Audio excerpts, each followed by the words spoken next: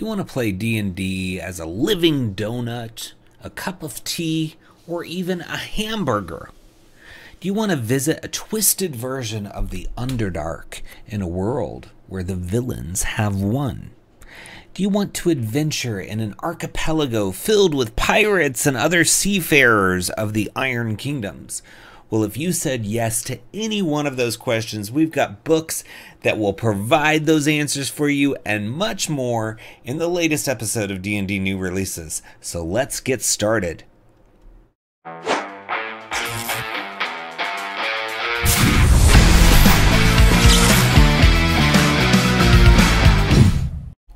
Hi, it's Splinterverse. Welcome to another episode of D&D New Releases, where we offer first impressions of new third-party products for Dungeons & Dragons. We cover a selection of titles from Dungeon Masters Guild and DriveThruRPG each week. The titles are presented in alphabetical order, and all of them are linked in the video description. Purchasing the books using those links helps the channel, but you can also support us by purchasing one of our best-selling books. Our newest release, Dragonlance Companion, offers 180 pages for players and DMs to bring the magical world of Krynn to life. And like many of our books, it's available in hardcover and digital format. Our Swarms of the Multiverse offers over 70 brand new creatures, including their associated swarms, instructions on how to make your own balanced swarms, and lots of bonus materials such as 4 new demiplanes. Our Feywild Companion offers 150 pages of Feywild fun for players and DMs alike. Also, our book, Fizban's Vault of Draconic Secrets, contains over 50 pages of dragon-themed player options, including a subclass for each class and much more. We've got lineages suitable for any setting, as well as optional lineage rules in our Van Richten's Librum of Lineages. With our Potions Unlocked book, we have over 100 pages of material to take potions to the next level in your game. Please support the channel by purchasing our books using the links in the video description. First up, we have 5e Foe's Celtic Bestiary by Michael Treska. It's $19.99 on sale, normally $24 for 298 pages, and it's all about monsters that are inspired by Celtic myths. It says, go back to where it all began. Before there was the Banshee, Barghest, and Will-O-Wisp, there was the Beansid, Quest, and Canwyll Corf. I'm sure I butchered the pronunciation of those, but you get the idea. Dive deep into the 6 Celtic regions that inspired so much of fantasy folklore. These are the lands of fae, giants, and hags. So there's 167 monsters with 65 fae, 22 monstrosities, 22 undead, 14 fiends, 8 giants, 6 humanoids, and more. I mean, they've got, it looks like, every single creature type, which is really awesome. And then the challenge ratings range from 1-4 all the way to 30. So you can really find something for any party as a challenge in this book. And it says 14 of the creatures can bond with heroes. So these are like more advanced familiars, and 11 of them can be mounts. And then of course you've got 7 familiars as well. So quite a breadth of things in this one book, and I really appreciate that. So you get at the beginning a table that shows all the challenge ratings, which I think is helpful, and there's a really good spread of them too. It's not like there's just a couple in these lower ones. There's a good amount, and then obviously as you get higher you get fewer, because those are less used and more complicated, of course, so naturally it should shrink down as you go. And yeah, I like that. So you've got 17s, 19s, 21s, 22s, all the way to 30. Love that. And there's some new tags they talk about here, such as the bonding and mounts that we've got, and then they've got them separated by type as well, you know, like those tags that you get in there, and then type. So really nice indexing. I always appreciate that in books. So we get to see one of them in the preview, and I'm sure I'm going to butcher the pronunciation, but it's a Barthak, and it says, this dwarf stands about 4 feet tall with pale skin and sharp fangs protruding from its mouth. Its eyes glow with an eerie red hue, and it is clad in tattered garments. Ah, here it is. Avartach is how you pronounce it. Okay, pronounce it. I need that, obviously. Is an undead creature known as a vampire dwarf. Oh, okay, cool. According to legends, the Avartach was a cruel dwarf possessing powerful magic. After being killed and buried, it returned each time more evil than before. Sounds like Jason or Freddy Krueger. I like that. Terrorizing the local populace. Desperate to end its reign of terror, the chieftain sought advice from a druid. They learned that the 𝙤𝙘𝙀 could be permanently defeated by killing it again and burying it upside down. Okay, and it has an insatiable thirst for blood and will demand sacrifices from local villagers. I love that. That sounds so fun. And you could do a whole thing about, you know, battling this through the ages and it coming back. Maybe the character's ancestors had to take it down and barely survive. Maybe one of their ancestors didn't survive taking this thing down, and somehow somebody dug it up accidentally or something, and now it's back. And, you know, like Jason, like Michael Myers, like all of those characters, is going to terrorize wherever they are, you know, whether it's Haddonfield or some you know, little village that always has to deal with this thing. That could be a really fun story. So that's just one idea. I'm sure there's a lot of them. I mean, a vampire dwarf, I mean, that isn't something we see a whole lot of. So talks about the buried upside down here. This is a CR 11, by the way. It's got some spell casting capabilities and legendary actions. So that's helpful, as well as lair actions. So maybe you find this thing in its lair, so it can do grasping shadows. It says the 𝙤𝙘𝙀 summons shadowy tendrils that extend from the ground in a 20-foot radius centered on a point within 60 feet of it. Each creature in the area must succeed on a strength saving throw or be restrained. So that's good. And it's got regeneration, so it's going to be regaining those hit points. Yeah, this could be, I think, a really fun thing to build a whole adventure around, or stories. And that's just one, right? There's 167 monsters. That's so many. And they're all different creature types, all different CRs. You've got mounts, familiars, something called a bond, which is greater than a familiar. So many options here. I hope you check it out. It's under 5e Foe's Celtic Bestiary in the links below. Give it a click. Next we have Friend or Foe Folio 2 from Grimm Press, $14.99, and it's 130 pages. And it's by author Matt Kimberlin, who works on every Splinterverse media book. Does a great job on everything that we do. So I'm guaranteeing that you're going to find quality stuff in this book, because Matt is super talented and so thorough in everything they do. So I really think you got to give this one a try. And the last one was so fun. I don't know if you remember our video on that one, but the first volume was so fun. And you don't have to have volume 1 to enjoy volume 2, because what these books are is they're giving you 100 named non-player characters, each with art, lore, personality traits, a stat block. There's even hooks in here that you can use to spur ideas, to create encounters or adventures, and they can be used in any game with minimal preparation. You know, you've got information on what their motivations are, so you'll be able to quickly think of a way to incorporate them, and you just never know when you're going to need an NPC, right? You know, your characters are like, well, what if we try to do this? And you're like, ooh, I hadn't thought of that. They're going to have to find somebody to talk to about this. And that's the beauty of this book, is these characters can be foes, they can be friends, right? And so maybe they just all of a sudden need a friend to talk to, and rather than just making it up on the spot, if you have a book like this, you can just pick somebody, and then if the relationship between this character and your players increases, then you have a lot more information to build upon. You have a stat block, you have all these things. I mean, the person can become an ally, or maybe they tick them off, and so now this friend becomes a foe, and you've got a stat block, so you can use that for a battle.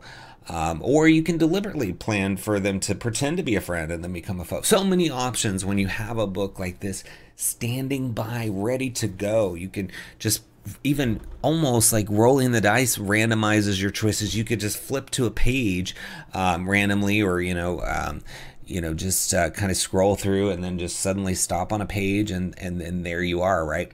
So really cool. It's hyperlinked, so that's another way to jump around. It's 120 plus pages, and you can see here in the screen caps that there's just stunning artwork accompanying these images of the different NPCs, so you can share that with the players. There's also a bundle with Volume 1 and Volume 2 for only $11.50. I mean, that is a steal of a price for me. I might be lower because I bought the first one, so I'm not sure if you'll see that same price. But still, you should check out the bundle and see if you can get a deal there if you don't have Volume 1. But again, you don't have to have Volume 1 because this is standalone. I mean, each one of these is drag and drop into your campaign whenever you need them. But look at this. It's got a really cool CR list. Starts with CR1 and then goes all the way to CR20. So you're going to have good allies for many levels of your player characters, because obviously a CR1 would just be dust in the higher levels, right? If they're trying to follow the party, they're going to get blown away. So you might need a higher level if you want to have one of them be an ally to help save the day, or maybe the party overdoes it and you have to have the cavalry come in. And so if you've established that they're friends with this, CR17 named 𝘎𝙤𝙬𝙬𝙬, then maybe 𝘎𝙬𝙬 shows up and try to help turn the tide if your party kind of steps into it. And you're in a mood to try to help them out, right? Sometimes you need to let them learn that they shouldn't push it, right? But maybe you're being generous, or you have other ways you're going to teach them that lesson, and so you can have 𝘎𝙬𝙬𝙬 or one of these other characters show up. But again, they can also turn into bad people for them to deal with, and it's really not black and white, right? Sometimes an enemy can be a friend as well. Maybe they're just at odds over something. Maybe they have, competing interests. And so a friend becomes a foe. So I really like that you're going to have so many detailed NPCs to work with, because you can see from looking at them and all their personality traits, ideals, bonds, flaws, and stuff, that there could easily become a conflict between one of these characters and the party, because all you have to do is go up against their ideal or their bond, or somehow step into their flaw, and now they're not your most beloved friend. They're now kind of against you. I mean, a lot of these settings are very challenging places to live, and you got to be on guard, right? So people can be quick to fight in some of these settings, but there's so many various characters in here. There were a couple that jumped out to me when I was looking at it earlier. So we've got this one called Arcane, who is a cat folk, which I think is really cool. And the subheading is a cunning master of arcane arts. It says, despite being born into a family descended from a long line of powerful magic users, Arcane's method of learning magic was different compared to others of her bloodline. Her family had always been blessed with a strong connection to Fae, but Arcane was incapable of casting magic as a youth. Concerned, Arcane's family began to wonder if the name they had chosen for her would be ironic. Upon realizing the natural aptitude toward magic bestowed upon her through her family line, and despite what her family perceived as her unusual learning style, Arcane advanced in her magical studies much more quickly than her peers. By her late 20s, Arcane was considered to be well on her way to becoming an archmage. In what little spare time she possesses, Arcane consults with the local constabulary whenever a crime is committed using magic. Much is unknown about Arcane's powers, and her studies have led her to focus on discovering the root of force itself. So you have this character who was supposed to be magical, wasn't even named something related to magic, and then was disappointing originally, but this didn't stop her. She pressed on and is now just uncannily good at it, and is so good at it that she's looking into situations where magic is a problem. And so that the magic is just the core of this character's identity, which is perfect when you're dealing with a game where there is magic, right? So you have this background, the non-magical childhood, and some of the personality traits. We're going to read that in a second, and then some quest hooks. So this is kind of the structure for all of them. You get this really nice lore section. We didn't read all of it, but we read some of it for you. Then we've got the background with their key traits, and then you've got those hooks, and then the stat block. So really, really nice to have all those things. Sometimes with NPCs, you just get a stat block and a paragraph, right? So I like that there's all of this material. Arcane is a CR9. And it says, for background, personality trait, I think that the best way to get to the heart of the problem is to work things out. I never miss a chance to have fun in conversation. So that could be cool to explore as Arcane's chatting with others. Ideal, the greater good is simply the greater good. There is nothing complicated about that. Yeah, that's good. So we know that Arcane is focused on the greater good in her investigations. Bond, I will not let those who have never known magic suffer its evils. So Arcane almost feels responsible for magic, even though she's not responsible for all uses. So that's good. So that there you go. That could be an inflection point where Arcane goes from foe to friend if Arcane feels like the party is maybe misusing magic, maybe against people who don't have magic. So there you go. And then flaw, I can't resist a good prank, and sometimes I go overboard with my enjoyment.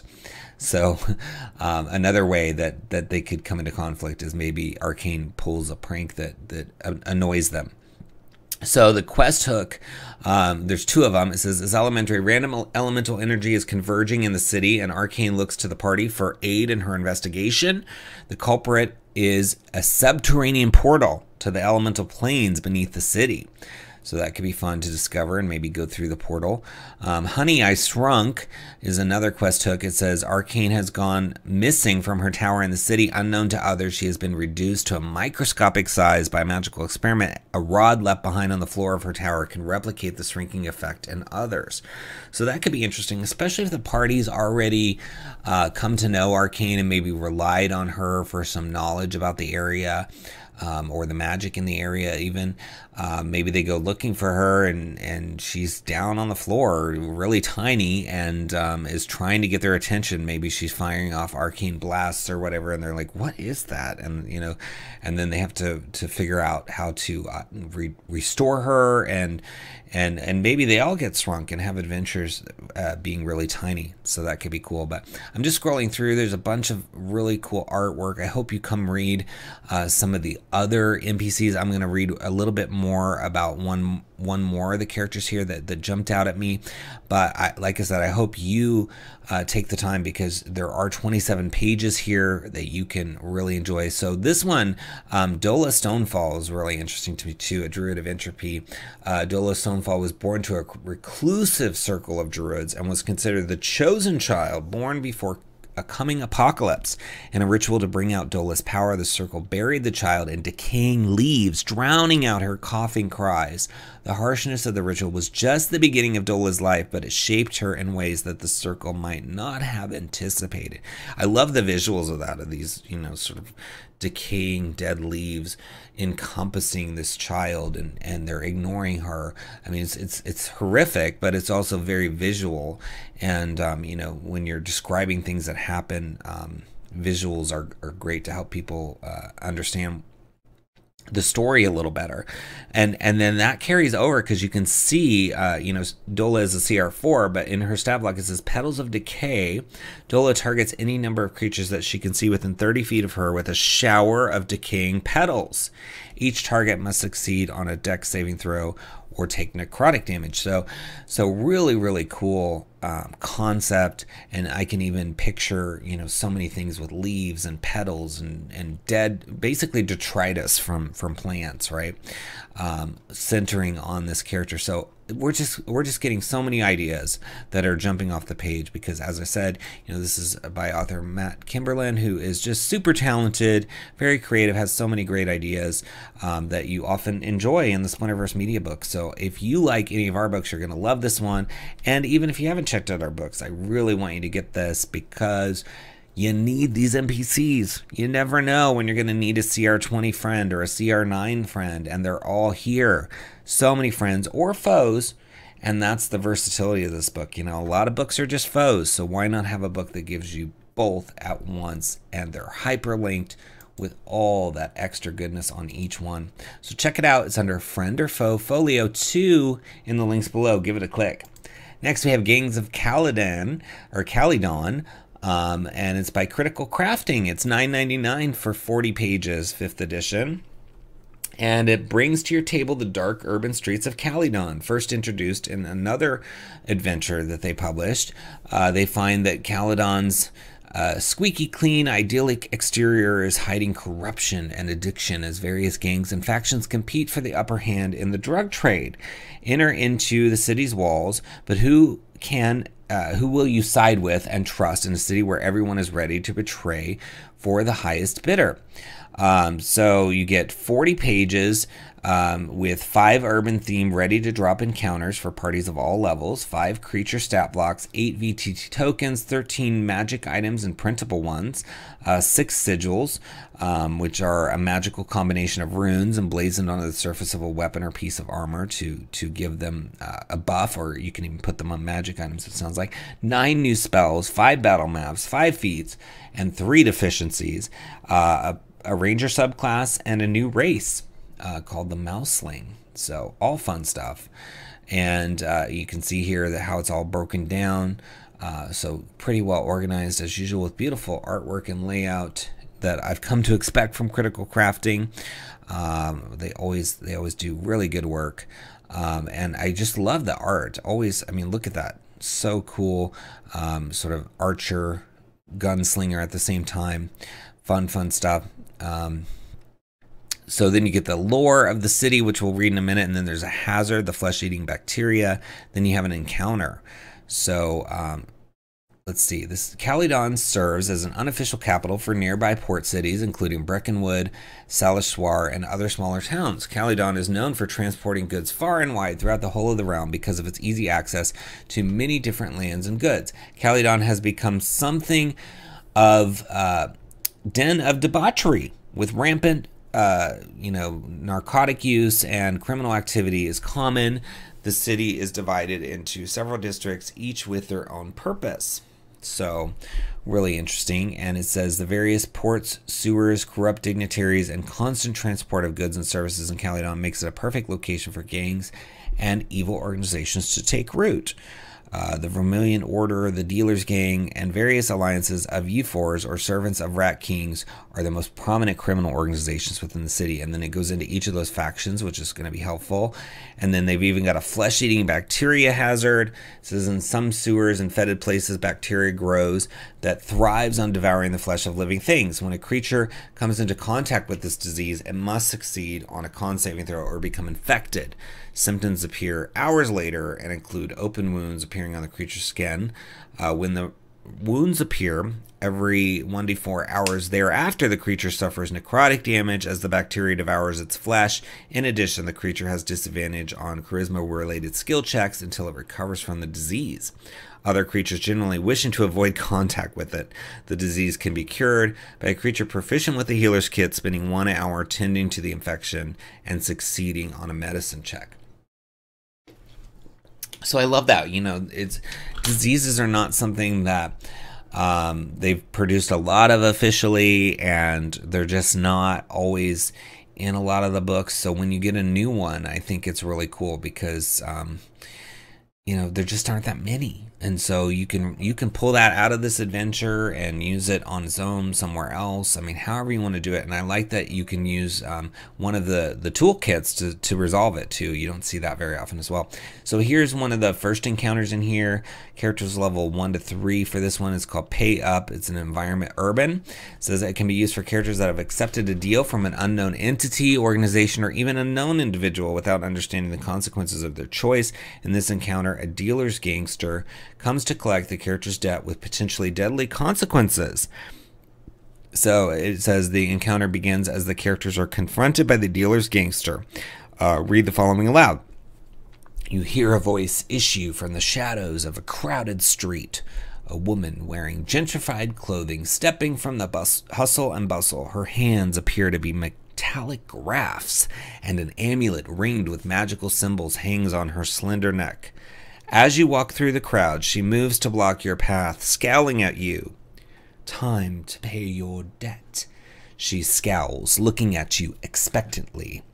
So this is going to be an interesting encounter. So she's a gangster, but she has this really cool appearance. She's got these graphs. She's got an amulet with magical symbols on it. So then it gives you some things that you would find from, some different checks.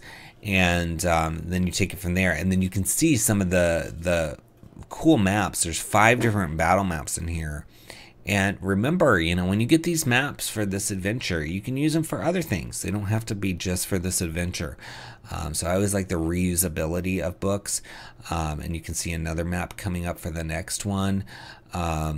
So fun, really good stuff. I love that this gives you like a city that you can drag and drop somewhere with all this stuff. I mean, spells, items, subclasses. I'm gonna add this to my wish list when the video's done, because it's really cool, and I hope you check it out.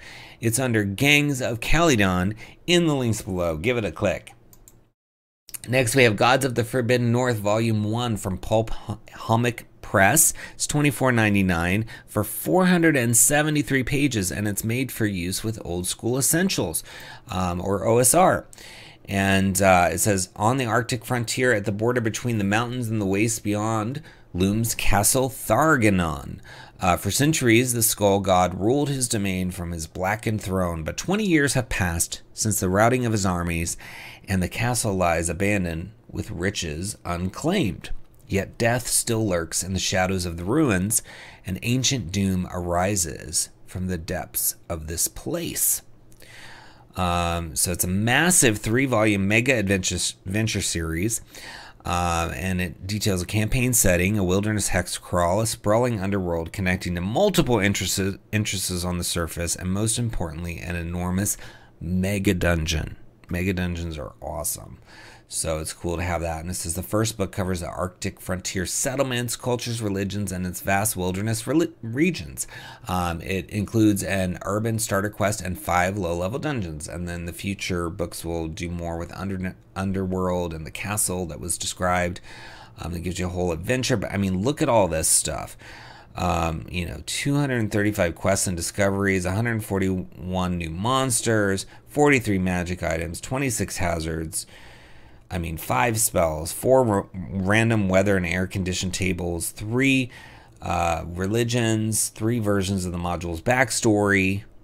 I mean, and then we're just reading part of the list. I mean, this thing is packed, and look at how gorgeous it is. It's got really beautiful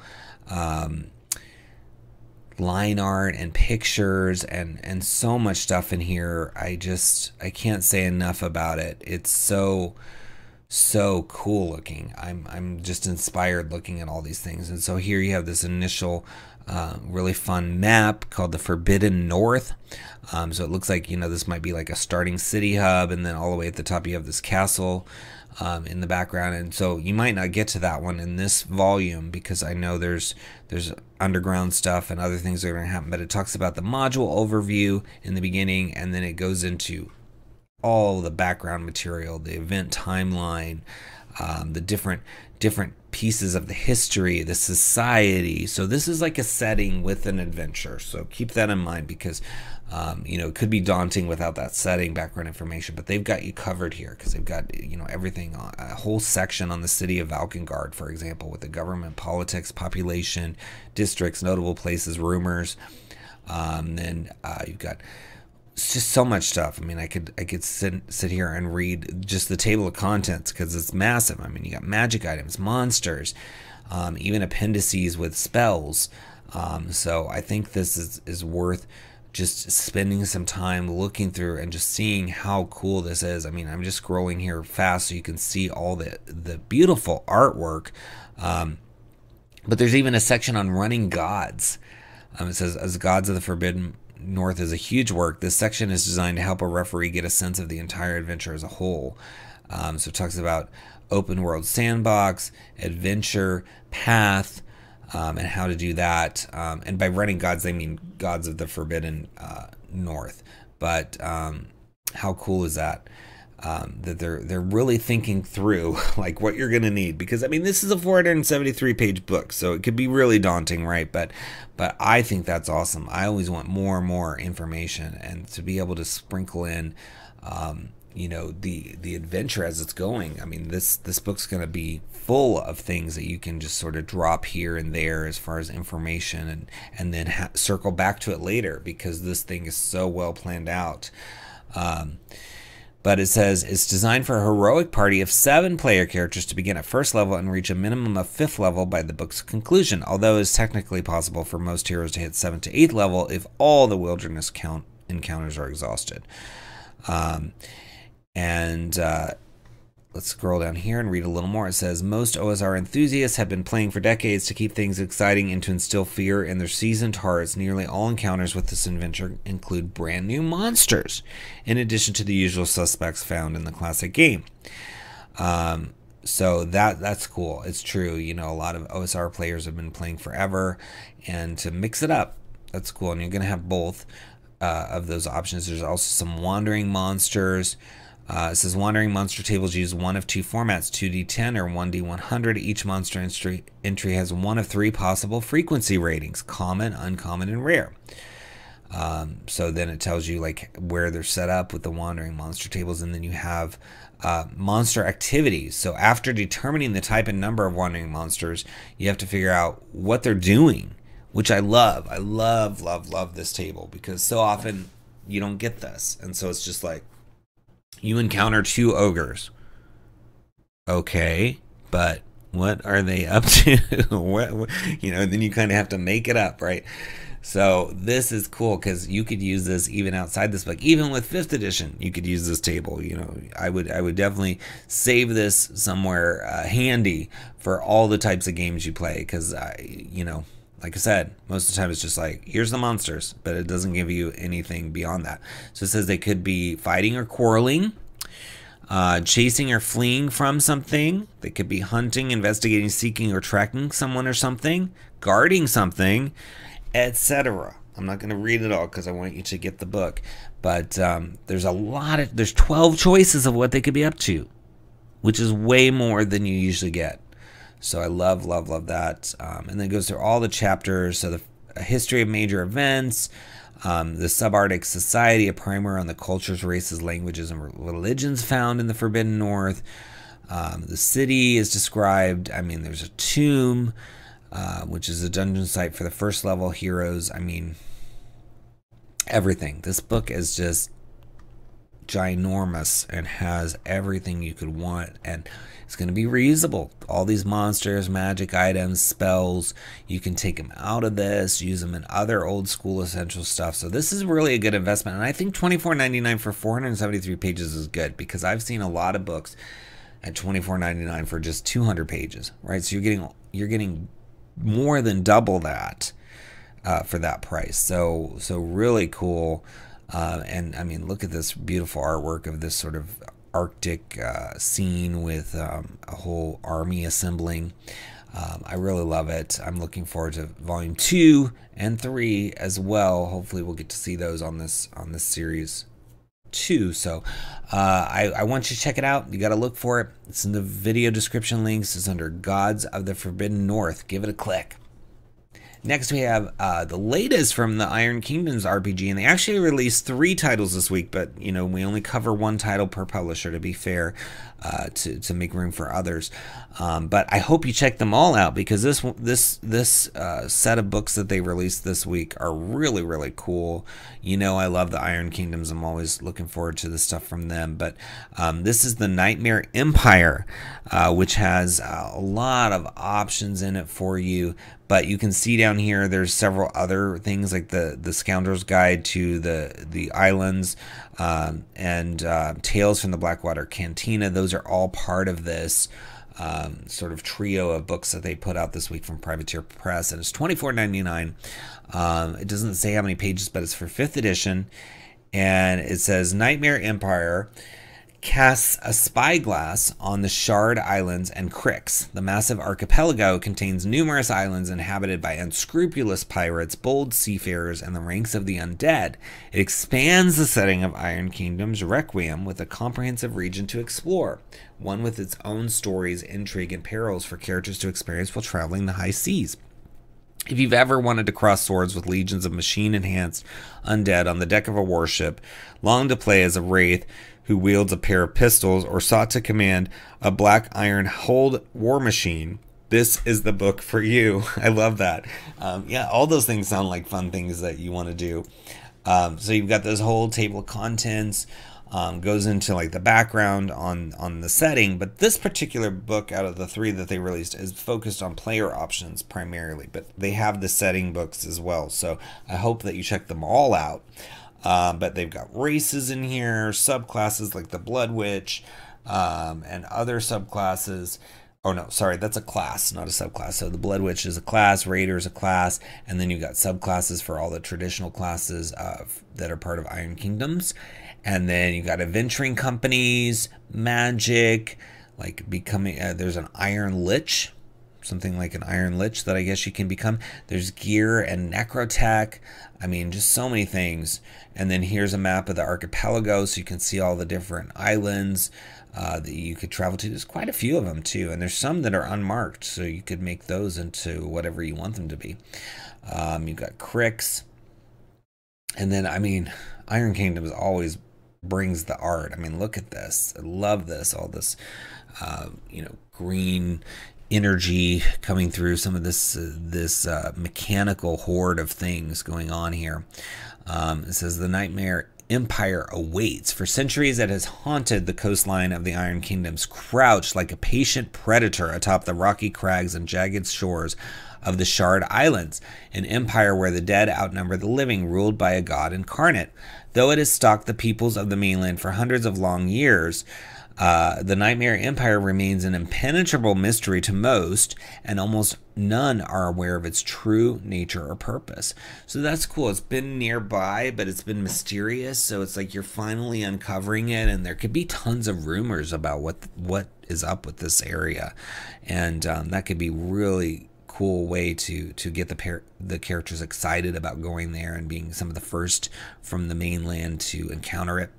It says, more than 1,000 years ago, the dragon father Toric descended upon the island of Crix and made it the foothold of his empire. From there, he set into motion a plan spanning the ages, a plan with but a single goal, the destruction of his renegade progeny, the other dragons of 𝘬𝙤. To this end, he created the first of his Lich Lords and set about building an unstoppable army of the living dead. It was an army intended to crush the kingdoms of the mainland and use their resources for the Dragon Father's true war. Yeah, this is going to be a fun place to go. I mean, armies of undead. I mean, I love it. I think there's so many things you could do with this. And of course, because it connects to the sea and being these islands, you're going to have all this pirate stuff in the mix of it. And you can see some undead pirates in this image.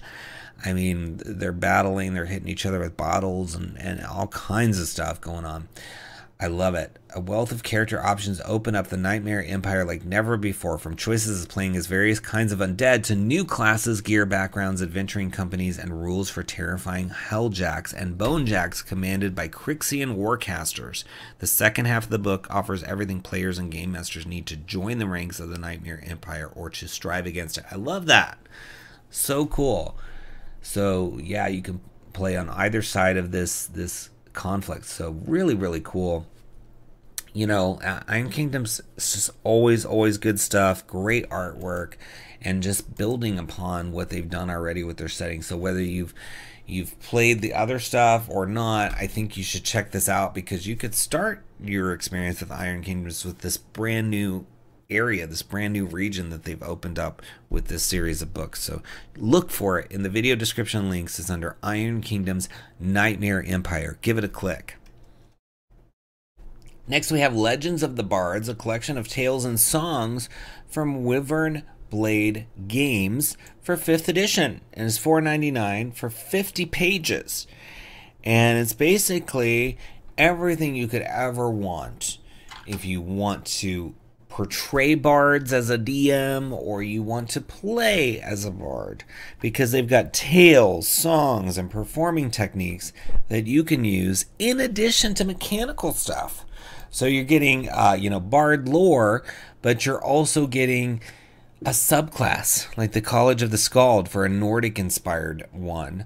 You're also getting NPCs like Sir Lawrence the Doomed, Hrimthursar, the Rhyme Revenant, Mogglob, the Goblin Squire, and others. You're getting adventure hooks and new magic items and spells. So this is a very well-rounded supplement.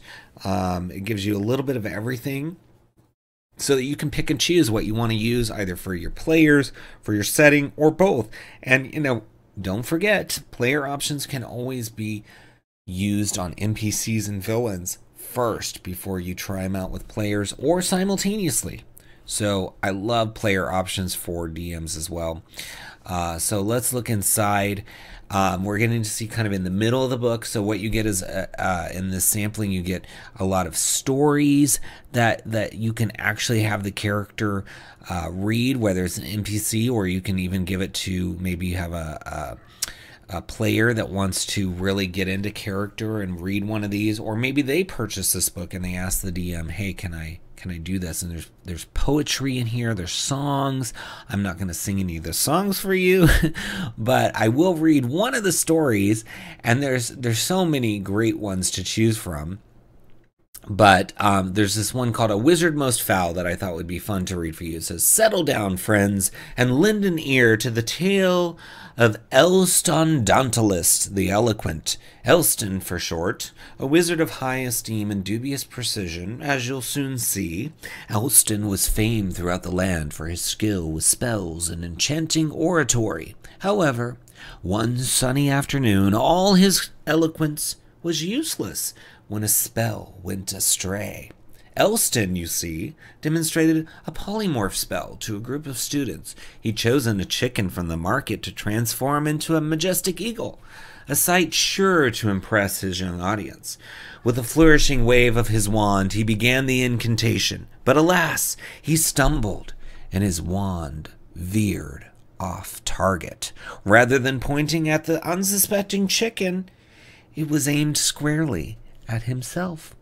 There was a bright flash of light, a puff of smoke, and where the renowned wizard once stood was now a rather bewildered chicken, which began pecking the ground. The students laughed as the original chicken strutted about, clucking smugly, as if one can believe it.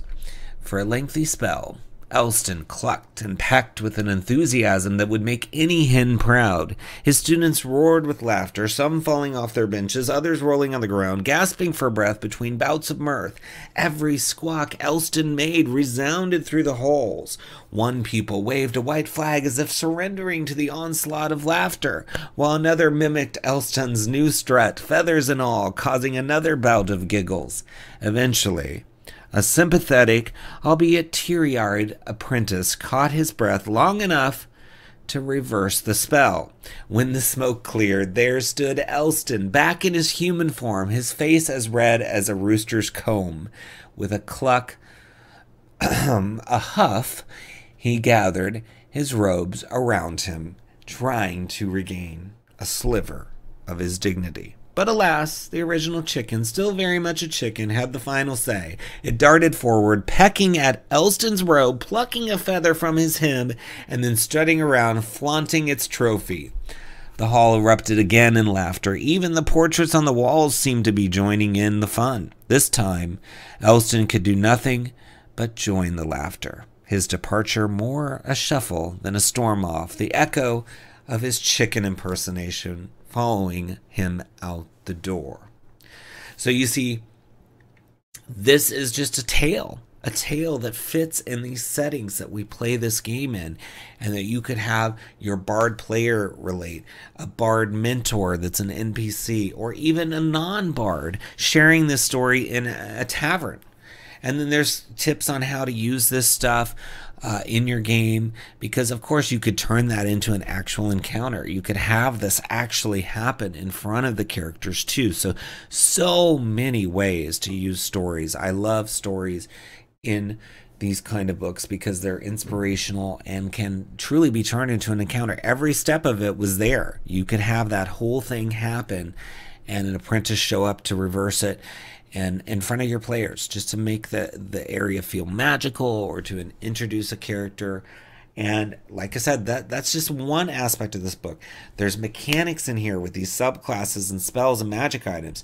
There's adventure hooks, there's songs, there's poems. Everything you could want for bards is here for you. So you just got to look for it in the video description links under Legends of the Bards and give it a click. Next we have Magi-Knights Awakening. It's a 5th edition Magical Girl and Sentai tabletop role-playing game. So it's $24.99, 262 pages. So it's built on the rules in the 5th edition SRD, but it's got a lot of its own stuff. So I just want to be super clear about that. But I think this is exciting because there's so much cool anime, video game, cartoon stuff you can take as inspiration to pour into this variation on 5th edition. And I mean, the artwork is so cool. It's really inspirational of all those influences. So it says the theme and mechanics were heavily inspired by Magical Girl and Sentai shows and video games, especially those that made their debut in the 1990s. So, you know, thinking about all the different things that are out there, or, you know, there's so many that you can draw inspiration from. So it shows you the table of contents here. You're going to have a whole character creation section because it's going to play a little bit different. So you want to read through this and really familiarize yourself with some of the different mechanics. But of course, there's going to be that foundation of 5th edition here. So it shouldn't be that hard to transition to playing this if you've played 5th edition. And if you haven't, it's going to have everything in here to get you started, so you don't have to have played 5th edition before. It says unique take on the 5e system in a modern 1990s setting, with gameplay broken down into school, free time, investigation, and patrol phases. Rules for players to create magical heroes, and for the Magic Keeper, who's the GM, to create their herald, a mysterious mentor from another dimension. Team mechanics including statistic generation, squadron combinations, formations, and convincing arguments to help enemies turn away from evil. Innovative ways to gain social points. An expanded attrition system which includes mechanics for stress and exhaustion. Statistic blocks for Cthulhu Mythos inspired enemies. Hand-drawn map of Lapis City. I mean, so many things. I love it. I mean, you know, whether it's Sailor Moon, Power Rangers, I mean, there's so many things that you could act out with this. But here we're looking at magical implements. It talks about the implement's qualities, whether it can be emboldened or light or be a mana conduit. And then you've got advanced soul weapons. It says, remember that all soul weapons, even soul guns, are merely a range of statistics and categories and do not necessarily dictate the look of your weapon. So yeah, you can even make the change to how you want it to look. All different types of soul gun options. And then soul armor. And I mean, look at this artwork. This Iron Defender here. It's got a really cool look to it. And this one, very Power Rangers-esque for the Songkeeper. Love that. Finalizing your Magi-Knight. So now that your character is starting to come together, be sure to calculate your HP, your armor, move, weapon attack, weapon damage, spell attack, and spell DC if you haven't done so already. And then it gives you all the instructions on how to calculate each of those things so that you're ready to go. But let's look at soul armor, because I think it's a really cool section that we can read for you. A Magi-Knight's armor only appears on a character after they have awakened. Any benefits from having the armor or its attachments are also only applicable in that form. Upon reaching a new reputation level, a character's armor is immediately upgraded. The player should consider that new changes might have appeared on their armor to denote this upgrade in their defensive power level.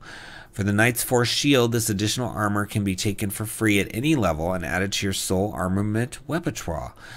This shield takes the appearance of anything the wearer desires, such as an invisible shield or a floating object that bats away enemy attacks. However, regardless of the way the shield behaves narratively, mechanically, it will always take up one hand, meaning that you cannot wield a soul weapon with two-handed weapon quality. If you possess a soul weapon and the couple weapon quality, in addition to a Knight's Force field, your soul weapon loses that weapon quality for as long as you possess the shield. You may choose to completely remove the Knight's Force shield from your soul armaments as a free action, but you immediately reduce your armor by 2 and are no longer able to summon the Knight's Force shield until you complete the free time activity Adjust Soul Armaments. So a little bit of crunch to this, but that's okay. It looks like It's really cool that you can shape it to look like what you want, whether it's a floating shield or some other look. I mean, this looks like really cool, like this almost like disco ball style armor underneath, these giant gauntlets on this image that they have here. And I love the color coordination of it. It just very anime, which is so cool. And then there's different combat forms. So this combat forms are the stances or styles of fighting that the Magi-Knights learn when facing off against the dangerous denizens of elsewhere and their minions. These forms are taught to them by the Herald.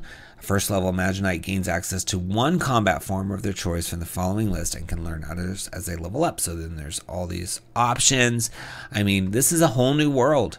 You're going to be playing similar to 5th edition, but you're going to be Magi-Knights. And I think that's awesome. And the whole book is just filled with really cool looking anime style artwork. So if you have any interest in this stuff, I think you should check it out. And there's probably stuff you could adapt for like a regular 5th edition game too. So a lot to see. 262 pages for $24.99. Check it out. Magi-Knights Awakening in the links below. Give it a click. Next, we have Mordenkainen's Multiversal Feats for Fantastical Lineages by Cypher CA, $5.99 for 33 pages. And it says, once upon a time, Xanathar's Guide to Everything introduced racial feats for the core races of D&D. While we've gotten a couple from other sources, only the D&D Beyond set of expanded racial feats for races for Volo's Guide to Monsters and Elemental Evil has really built upon it. So it's just, there's just not a lot for racial feats. It's like it was introduced and then kind of just not followed up on, and people like it. They like having options. So Mordenkainen's Multiversal Feats for Fantastical Lineages has feats for all 33 player options. In addition to some refined feats from the previously released homebrew. There are over 65 new feats, including completely unreleased new ones for the Dwargar. In total, you'll find over 175 lineage feats, meaning basically racial feats. You know, that term has taken on a lot of controversy, so people use other words. I still like to use race until WotC changes it, because there is something else called lineage and it gets kind of confusing as to what is what. But hopefully they'll settle on a better term when they do whatever they're going to do with 1D&D. I know they were leaning towards species. Now they're not going to do that, so who knows. Anyway, for the purposes of understanding, this deals with quote-unquote races from the source books published by Wizards of the Coast. So inside you're getting all these feats. I mean, look at everything they're covering. Era Kakra, all the way down to Yuan-ti. So nothing is left out. Every one of these races that hasn't gotten the racial feat love is going to get some here. And you can see so many different ones. So we'll just pick a couple. We'll read one for the Bugbear and then one of the other ones that's in the preview. And then you can read the rest on your own. And it's only $5.99 to get all of these. So that's really cool. So the first one for the Bugbear is Gifts of Gronkool. It says, you have been bestowed blessings by the most benign of the Bugbear Pantheon. You gain the following benefits. As long as you're conscious, you can't be surprised. While you are in dim light or darkness, you can use the hide action as a bonus action. You know the silence spell and can cast it at its lowest level a number of times equal to your proficiency bonus without expending material components or a spell slot. You regain all expended uses when you finish a long rest. The spell can also be cast using any spell slots you have of appropriate level. When you take this feat, you choose Intelligence, Wisdom, or Charisma as your spellcasting ability. So yeah, that could be cool. I like the theme of it. It seems to fit together, you know, not being able to be surprised and being able to silence things. I mean, those go well together. So Aasimar, let's look at the first one for that. Angelic Protection. Angels possess innate resistance to magic, and you have a limited extension of that capability. You gain the following benefits. When you make a saving throw against a spell, you can choose to gain advantage on that saving throw. You can use this ability a number of times equal to your proficiency bonus and regain all expended uses when you finish a long rest. That's would be really helpful, because you know you're trying to resist being charmed or frightened or whatever, right? And you can say, okay, my proficiency bonus is 3. I've got 3 options to use this. I'm going to use this and try to resist being whatever. you know, charmed, frightened, you name it. And hopefully you succeed, and then you get to, maybe you're the only one standing because the rest of the party failed. But because you have this angelic protection, you made it through to carry on the fight. So that's just one. I mean, we're just giving you a sampling. We want you to see what's out there, but I love that Cypher CA has brought racial feats to the forefront, given all the races an option to use them. Very, very cool, and I do hope you check it out. It is under Mordenkainen's Multiversal Feats for Fantastical Lineages in the links below. Give it a click. Next, we have Reign of Rot, the latest in the new setting, Doomed Forgotten Realms. Well, new and old, right? Because it is Forgotten Realms, but it's like an alternate reality Forgotten Realms where the villains have won, and it is awesome. There have been a number of books connected to this setting that have been released, and every one of them is high quality and a good time. This one is Underdark Volume 1, so we're starting to find out what the Underdark looks like in this alternate Forgotten Realms, and it's so cool. It's from Quill and Cauldron, also known as Scott McClintock, Buck Webb, Mark Altfudish, Daniel Kahn, Billy Middleton, Isaac Minerick, and Kathleen Harrington. And it is 97 pages for this awesome book. It says, imagine a world where Tiamat was summoned successfully, where the princes of elemental evil tread unfettered, where Demogorgon prowls the Underdark with the wand of Orcus, leaving an army of undead in his wake, where the storm giants have been cast to the bottom of the Ordning, where Baldur's Gate has been banished to the 9 hells.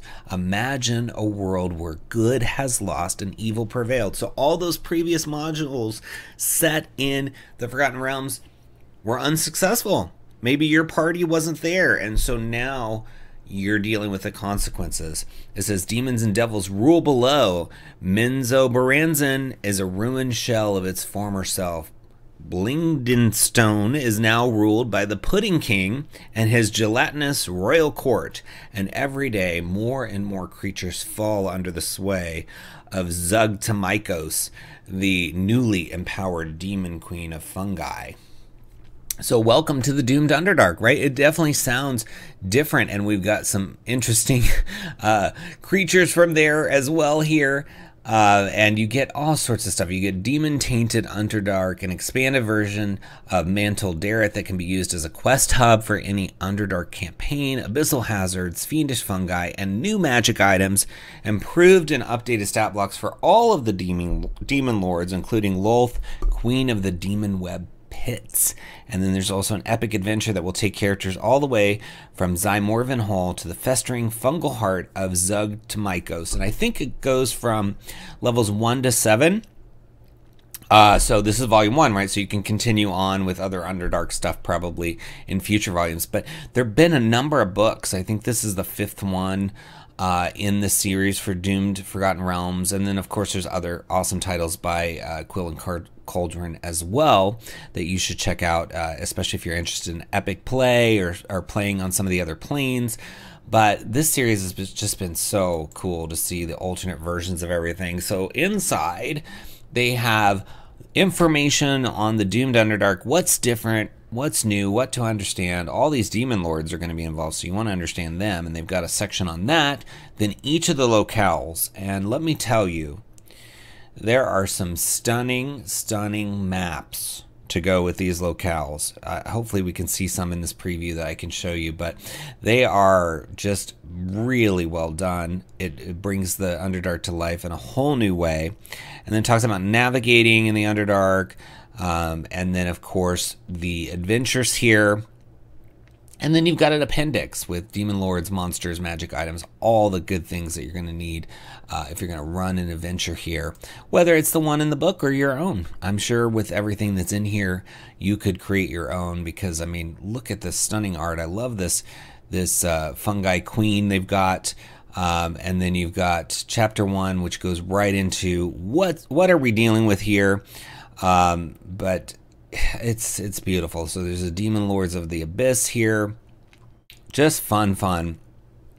stuff. I don't see any of the maps in the free preview, but hopefully you can I know there's some other online reviews that you can see where they go through pages, like Rogue Watson has a good one, and it shows some of the maps, and they're just really some of the best maps I've seen on DM's Guild for sure, and even beyond DM's Guild, they're among the best. So hope you can check those out. But let's read about the Doomed Forgotten Realms a little bit. It says, the Doomed Forgotten Realms imagines a world where all the various catastrophes threatened in a Wizard of a Coast hardcover adventure have come to pass. It is acknowledgement that for every successfully completed campaign, there are likely a dozen or more that have fizzled out or failed. This adventure serves as a tribute to these failed campaigns. As described in The Rise of Tiamat, nations and kingdoms shatter, civilization collapses into bloody war, and chaos reigns supreme. Such dark times need not mean the end of your campaign, however. The new goal is to bring peace to the world once more. So, of course, with these dark alternate realities, like think about like Days of Future Past from the X-Men, the hope is that we can turn the tide and get it back to a good universe, or even a neutral one compared to evil running amok, right? So goes right into the Doomed Underdark. It says, the coming of Vecna irrevocably changed the Sword Coast. Where once there was peace, now there is strife.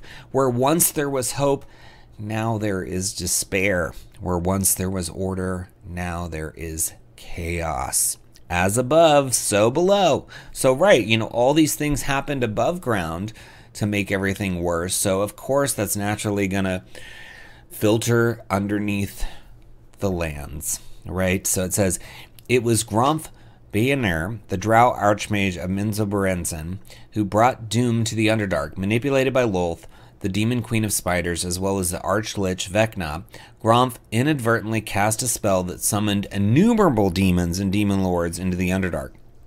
For Lolth, this means she could now easily conquer wide swaths of the emptied abyss. For Vecna, it fed the soulmonger and weakened the realms. For the Underdark, it meant only doom. Shortly thereafter, as an inevitable consequence to the incursion, the archdevil Zariel arranged for Baldur's Gate to be dragged into the Nine Hells.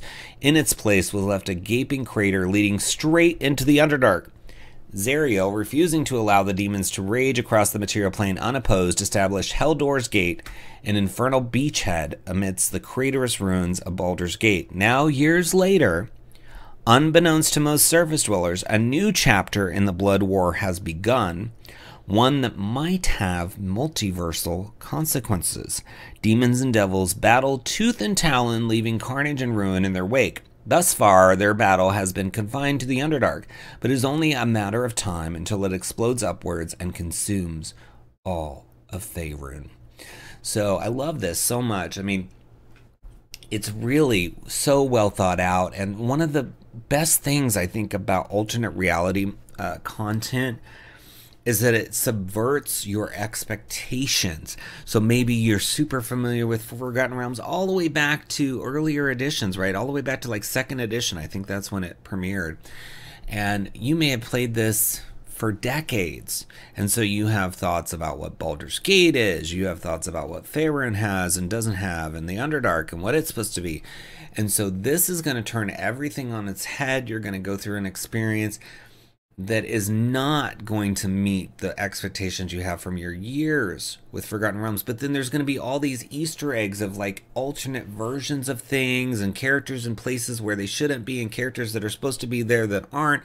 And I think it's going to really tickle a lot of people that have that attachment to the, you know, non-doomed Forgotten Realms, the regular Forgotten Realms, if you will. And anyone, you know, sometimes you get these savvy players, right, that think they know it all, and they've been there, done that, and so this is a way to shake things up. But even for new players, imagine encountering the Doom Forgotten Realms first, and then later doing a campaign in the quote-unquote regular Forgotten Realms, right? But what I'm also liking here, and this is hinting where things are headed, is that multiversal consequences. So if there's a multiverse and these alternate realities are maybe accessible, you could end up in the regular Forgotten Realms at some point in this series eventually. I don't know. I don't know what they're going to do, so don't hold me to that. They may not go there, but even if they just give you like a an option to go there with a Easter egg or something, I think that would be really cool, because you know, it just, when it all comes together like that, it just feels so good. And I think that would be interesting to see characters maybe even who aren't aware of the regular Forgotten Realms, to see how things could have been different for them, maybe through a vision, even through just a vision, right? You could find out about that. But so much love and detail, and it is 100% apparent to me that Quill and Cauldron and the designers working on this have a love and passion for Forgotten Realms. You can't really subvert it if you don't know it in and out, right? So I think if you grab this book, or any in the series that they've been doing on this, you're going to see that these folks really know what they're doing. They know the history in order to subvert it. And it's quality. I mean, what I read was so well written. You know, it's clear that they use editors to make sure that it's quality product, and you know, you can't beat the art that's in here. And I'm not showing you the maps, but hopefully you'll get to see them through some of the other videos, or by purchasing. I mean, $9.99 is a really good price for this 97-page book. I mean, I think you're definitely going to get stuff out of it. But let's read about Louth, because I always love Louth. It says, Louth, the Queen of Spiders, remains within the demon web pits, her lair within the abyss. There, she directs her forces as they invade the territories of her many rivals. After engineering the summoning of her rival demon lords, Louth had one last trick up her sleeve. The Demon Queen cocooned the Underdark within the strands of an intricate spell that she refers to as the Demon Web. Normally, when a demon dies outside of the abyss, they later reform within the abyss. However, Louth's Demon Web prevents this from happening, so that any demon that dies within the Underdark and is caught within the web dies permanently. The spell is primarily intended to catch demon lords, and because of this, lesser demons sometimes slip through it safely. So, you know, that demon web is going to be a fun thing to explore and deal with in here. I mean, I just can't say enough. There's just so much. And when you start looking at the different areas of the Underdark that they've fleshed out for you and giving you all the details of what's there versus the regular Forgotten Realms, you're going to go, wow, I really like how they've twisted it. They've done so many things.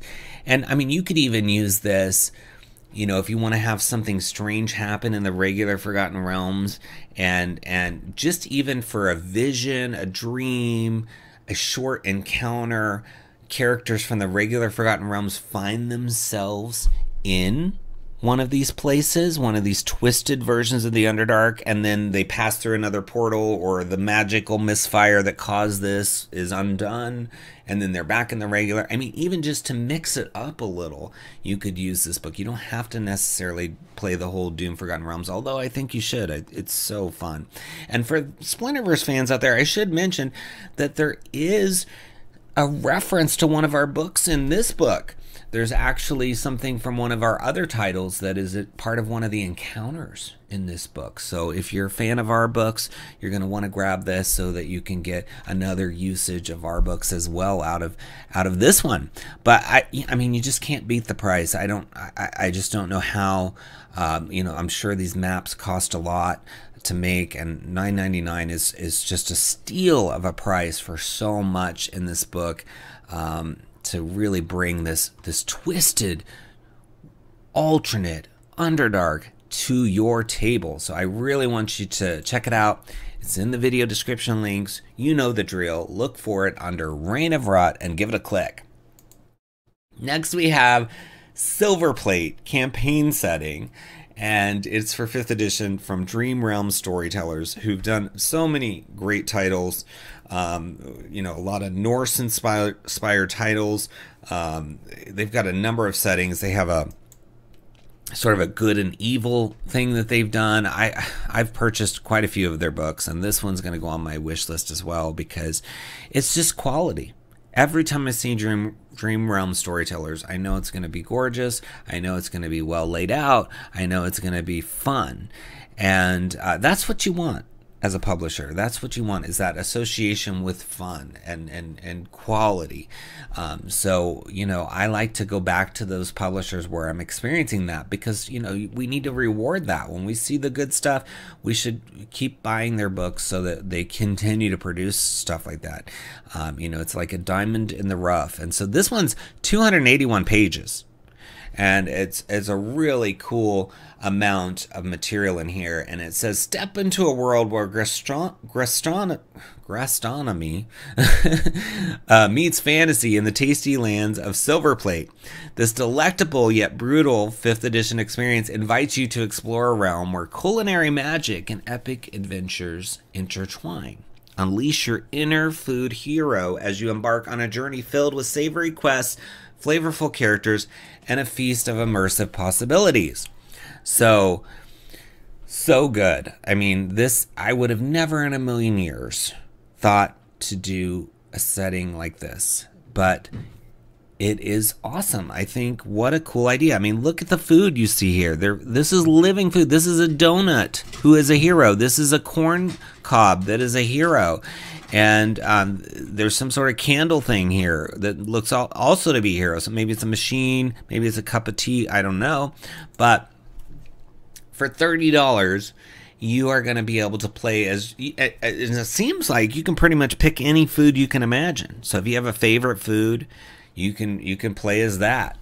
And what's really, really interesting is how they let you create your character. So we're going to get to that in a minute, but they've also got, in addition to creating your food character, you've got all these archetypes like the barbarian path of sugar rush, which makes sense for the barbarian, you know, bringing the sugar rush to life with that rage, right? College of flavor, rejuvenation domain, circle of dough for the druid, right? The gourmet for the warlock, and a bunch of others, of course. There's backgrounds, like the leftover and pickled.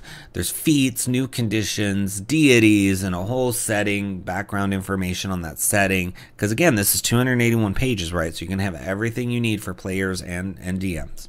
And then you got the magic of Silverplate. So there's special weaponry known as kitchen weaponry, magic items, spells, and of course, what setting would be complete without monsters and NPCs? So you've got all of it here.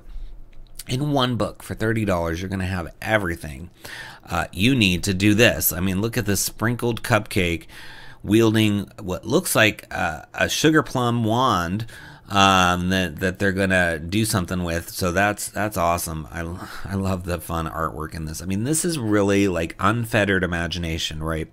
I maybe in a million years would have thought of this if I just wouldn't gravitate toward this, but it makes perfect sense as a fun way to play. I mean, think about the giggles and the fun that you're going to have doing this. And if you're a table that eats at the table, imagine how you could incorporate actually eating at the table during your game. Maybe you serve cupcakes with faces on them or whatever, right? Just to kind of bring the senses to the forefront, you know, the experience of taste and these other things that we don't always experience when we're playing D&D. And this is a gateway to doing that because you've got this gastronomy connection here.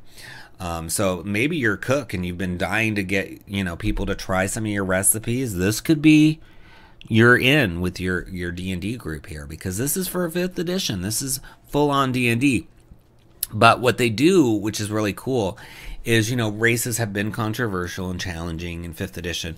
So they're doing, you know, a way to create your character by doing like point buy to get all the different components to get your race put together, rather than a traditional race with the, you know, the list of the profile of what it would be, which I think is really smart. So it says, welcome to the character creation section of Silverplate. As a player, you decide whether you want to play as a deliciously dangerous hamburger, a vicious pirate cup of tea, or an unyielding hero pie, and your character gains features depending on what food you are. To create a tasty character, you need to decide what kind of delicacy you are by choosing character tags. There are pools of features under each tag. Once you choose at least one character tag from each of the categories, you have access to the features under it, meaning you can choose your own features from this pool. The total number of points of the features you choose can't exceed 40. To elaborate, you can choose 10 4-point features, 3 12, and 1 4, or any other combination, as long as the sum doesn't exceed 40. So like I said, it's a point buy. So you're going to get everything put together to create your very own unique racial aspect of your character, right? So it says, what are you? You can be either a food or a beverage. How do you taste? Your taste can be bitter, sweet, sour, salty, or savory. So these are the categories where you're going to be spending those points. So if you have a food in mind, you're going to want to obviously choose appropriately. So let's say you want to play as a cupcake, which is probably be what I would play as, because I think that would be funny. You're going to want to go to the sweet section, right? Unless you're going to be some nasty cupcake that doesn't taste very good and the joke's on you, right? Or maybe it's been left out and it's sort of rotten, right? So maybe you could do that. So see how already I'm not even 2 pages into this and I have 20 million ideas. So that's going to be you, especially if you're going to think about this while you're eating a meal and playing around in the kitchen. You're going to get tons and tons of ideas. And just think about the minis. You could use your food as minis, right? It says, how are you cooked? What ingredients do you have? Those are the things that you're going to teach, or not teach, that you're going to look at as you're going through this process of figuring out what you are. So let's look at it from the point of view of building something. So it says, in this section, you'll find the feature pools provided the answers to the questions given above.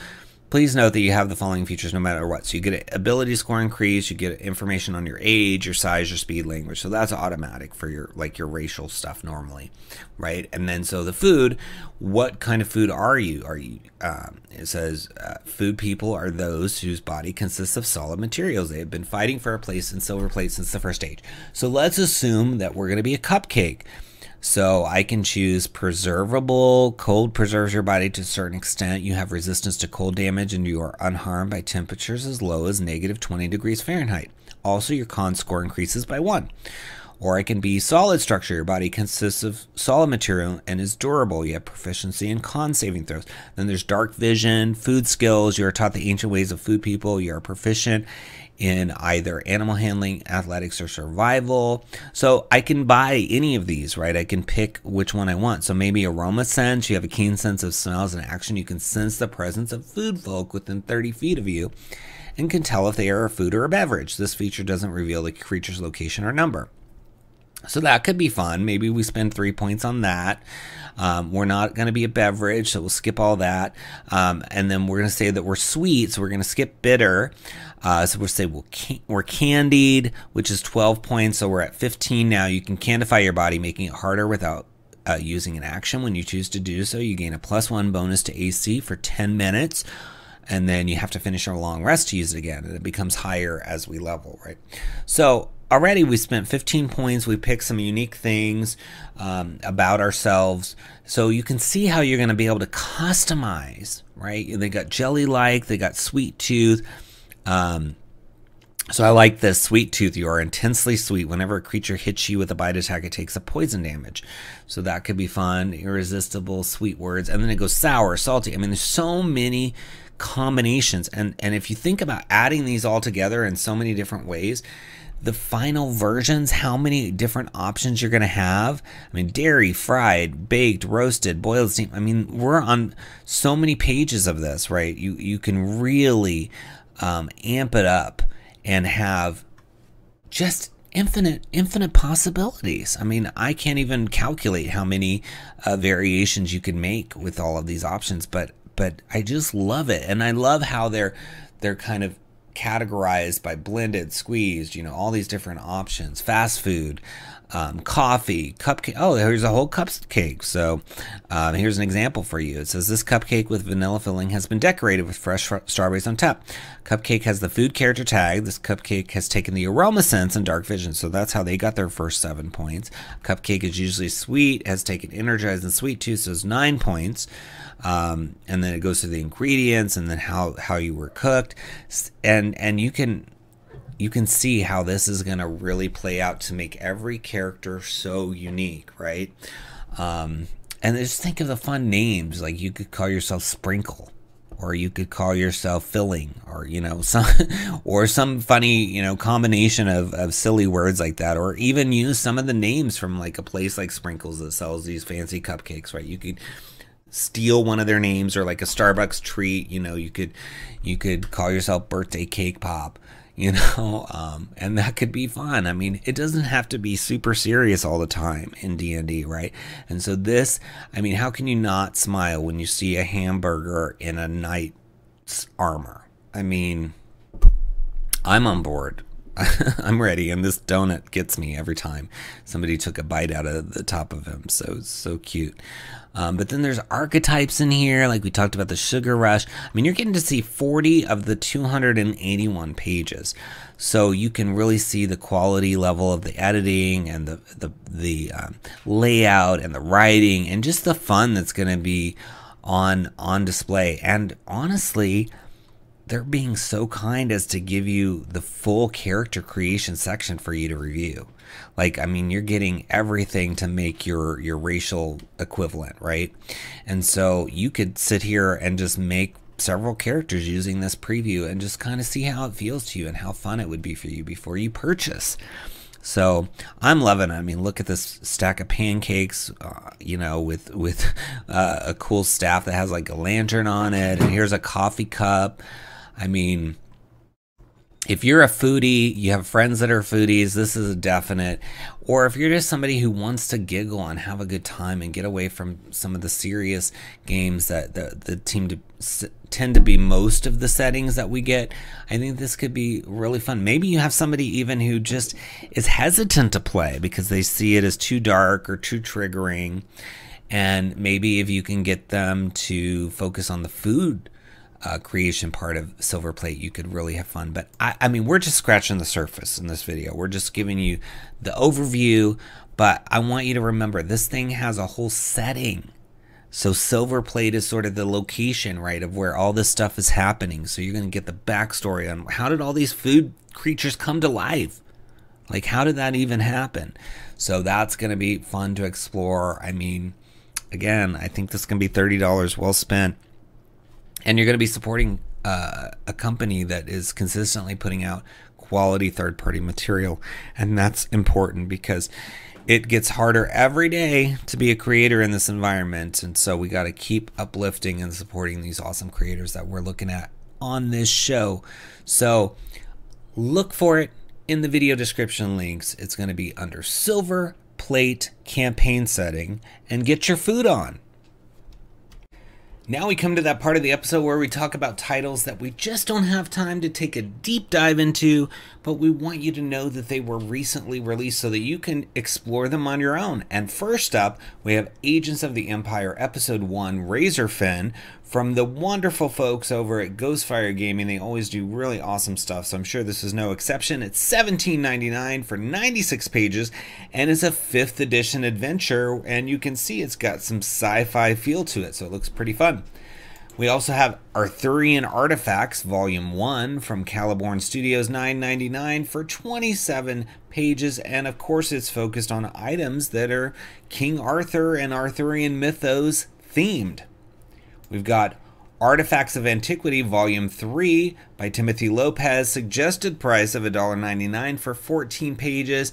This one also focuses on items, but it's really about taking items from older editions and upgrading them to 5th edition so that you can return to some old favorites.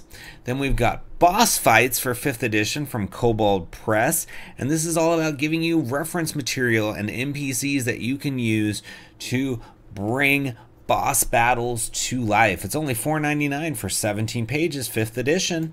Then we've got Bullet Journaling for D&D by Ebba Stewart. It's $2 for 10 pages. It's all about organizing your stuff, whether you're playing as a character or whatever, using the new trendy sort of bullet journaling format. So if you're curious about how that works, this book's going to break it down for you and give you some help to try it out. Then we've got Ceramorphosis from Anthony Anderson. It's $4.99 for 21 pages. And this particular book has feats, spells, items, and even a race in here for you. It's 21 pages, and of course for 5th edition. Then we've got Compendium of Creations Volume 1. It's from Origami Dinosaur Creations, $4.99 for 58 pages, and it is filled with items for you. So check that out. Then we've got Funeral Flowers at the Festival from Jacqueline Goldblatt. It's $4.99 for 19 pages, and it's an adventure for level 8 for 5th edition. Then we've got Larkshire by Stuart Watkinson, $8. It's a system neutral book that has locations in it and NPCs with some really fun artwork. It's 28 pages for those $8. Then we've got the Lodestar, a 5e class by Gaming Brew. It's $3 for 10 pages, and of course it's a brand new class for your 5th edition games. Then we've got NPC templates for hunters from Gabrielo Desprent. Sorry about that. My tongue is twisted today, but it's only $1.99 instead of $2.99. 16 pages for 5th edition, and this book is all about giving you those templates so you can bring some NPCs to life, and in this case focused on hunters, and you know you're going to run into a lot of hunters out there wherever you're adventuring, so good option for that. Then we've got 1 Hour RPG, The Wizards of the White Tower by Steve D. It's $10 for 48 pages, and it's a bunch of adventures. And they are for Dungeons & Dragons. It says 5th edition, so very cool. You're going to get a bunch of adventures for 5th edition. And then we've got the Solo Adventurers Toolbox Sci-Fi Spelljammer Edition by Paul Bimler. $14.99 for 282 pages. And this is all about solo adventuring. The other books in this series have been big hits, so I'm sure this will be no exception. It's already a best copper seller. And like I said, only $14.99 to have some adventures on your own. So check it out. Then we've got Tales from the Smoking Worm, $10 from Blind Visionary Publications for an unknown number of pages, but it's for 3rd edition, 3.5, and OSR, Dungeon Crawl Classics, all that good stuff. And I love the artwork of the cover, really, really cool. But it's basically a zine, so it's got a class in it, it's got an encounter in it, and a mixed bag of other things. So I think you'll find something to love for sure. Then we've got Villains and Villagers from Headless Hydra Press, $19.99 for 78 pages. So you can NPCs, reference, and tokens for your populating of your table. You know what, you need some villains, you need some villagers. This is going to give you those options with some great little tokens to help you out if you play VTT. So check that out. Well, that's all we have time for this episode, folks. Thanks so much for watching. Please subscribe to the channel, like the video, leave us a comment, let us know what books you're going to pick up or what interests you. I will respond to all comments personally, and it helps that algorithm, so we always appreciate it. And be sure to click those links and support all the wonderful creators we've talked about this week. They really count on people like you to support them in their passion, their interest, and in some cases their livelihood. So I think it's critical that you consider it and also share the word out there that there are so many great third-party publications. When you use them at your table, you know, maybe at the end you can let everybody know, hey, I used something from a third-party book, so that they can come to know. Sometimes players don't even know that there's third-party content that's actually good out there, and so you can just put a good word out there to your table, to your friends, etc., and help grow this industry for the wonderful folks that are in it.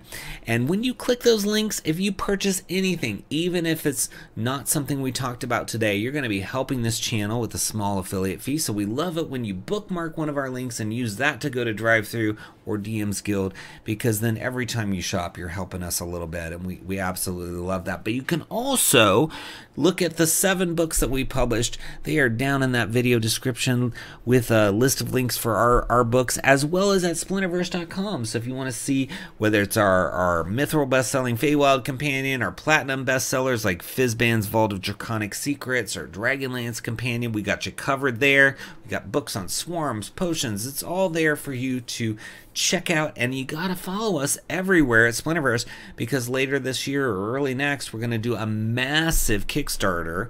It's a 2-volume Kickstarter with a campaign setting and adventure, and it's gonna be our biggest book yet. So if you like that Splinterverse media quality to our books, you're gonna love our Kickstarter that's coming very, very soon. So stay tuned for that, and until next time, Happy adventuring.